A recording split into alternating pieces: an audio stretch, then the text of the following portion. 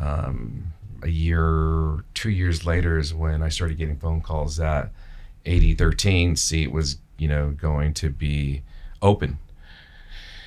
And, we basically, again, we went around the community, asked folks what they thought, should I run? It wasn't something that I needed to decide on my own. I needed to get the community's buy-in, and their input.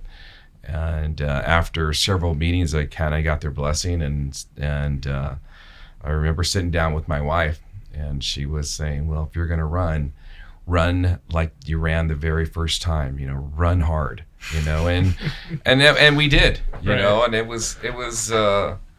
was great, right? We won the primary, and then guess what? COVID hit. It was right March, that March primary, huh? Wow. Yeah. I mean, it was basically not just the city, but the world shut down, right? And was that a Dem on Dem primary? It was. Okay. It was Dem on Dem. And were you the leading vote getter? Was. Okay. Yeah. We won the primary. I remember it very clearly. It was like I gave all my volunteers like a week and a half or two, just to kind of rest up and catch up. And then it was late March, when we started thinking about what we were going to be doing, copying everything we did in the primary, right? But adding a few more components to it. And then COVID hit. We were right in the middle of the pandemic, and we were trying to figure out what can we do different now that we can't go. But and then you go back. I mean, part of the campaign was canvassing. We canvassed, 6 days a week, 5 days a week. I mean, we really hit the pavement, hard, knocking on doors. So we believed if we walk, we win. And we couldn't do any walking. We couldn't do any knocking. We couldn't do any of that because we're right in the middle of the pandemic. So we were just trying to figure out what can we do different. And there's a lot of news that a lot of folks out there didn't know about where to go. Mm-hmm. If you needed, assistance, unemployment, housing assistance, PG&E assistance, we were going live, on social media. What I was doing every week, I was going out to listen to this Tracy City Council meetings. Mm-hmm. I was listening to the County Board of Supervisors meetings, and literally had a whiteboard, and I was writing down everything, what they were messaging out to their community. So I was messaging that out to my followers, right? Where to go get food, where to apply for assistance for emergency food, where to go, who to talk to about unemployment, where to file, right? All of the emergency needs that one was trying to figure out how to do this. We were just literally on social media, 2 to 3 times a week, and then on top of that, I realized the number one need was food.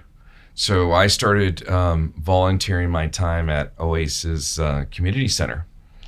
And they had a setup that was so organized.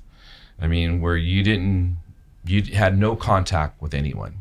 We were all spreaded, more than 6 feet, 10 feet apart. Mm-hmm. We had 3 different lanes for cars to pull up. They would pop their trunk, right? Open up the trunk. They didn't get out. We loaded up a box or 2 of food in their cars. And that was going on 3 to 4 times a week.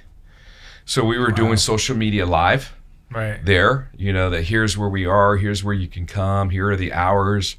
And it was nice because, we were trying to show that as a person that really wanted to win this seat, a person that really wanted to be involved in our community, here we're doing it now. Yeah, it's like you just assumed the job. You just created a field office and went with it. Yeah, so it was great. It was more. It wasn't so much of a photo op. It was really the emergency of the needs of folks, right? Yeah, just jumping right in. Yeah, I remember sitting next to someone that was kind of 8 feet, and he mentioned, he goes, that caught my ear. He goes, look at all these nice cars coming through, and I remember looking at him and saying, and nothing negative, right? I was just thinking to myself, here's the time that no one should be bashful. No one expected this to happen to us.